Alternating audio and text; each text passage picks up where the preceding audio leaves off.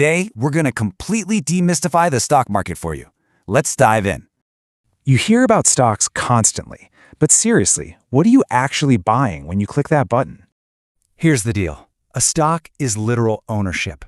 You're actually becoming a true part owner of a business.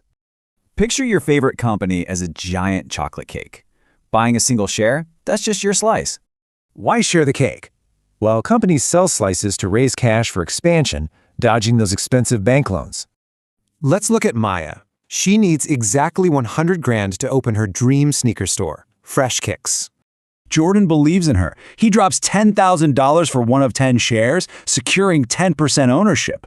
5 years later, Fresh Kicks absolutely crushes it. Jordan's slice triples in value to $30,000. But heads up, there's risk. If the store struggles, his slice drops to 8 grand. He loses money. So a stock exchange, it's basically just a massive virtual marketplace where you go shopping for these slices. You can shop on the NYSE, NASDAQ, or even just use modern investing apps right on your smartphone. Stocks basically come in two flavors. Think of them like regular and VIP tickets to the exact same concert. Common stock gets you voting rights and higher growth. Preferred stock skips voting but gives reliable fixed dividends. Now, why take this risk instead of just leaving your hard-earned money sitting safely in a bank? Because historically, stocks average 7 to 10% growth, absolutely crushing a typical bank's tiny interest rate.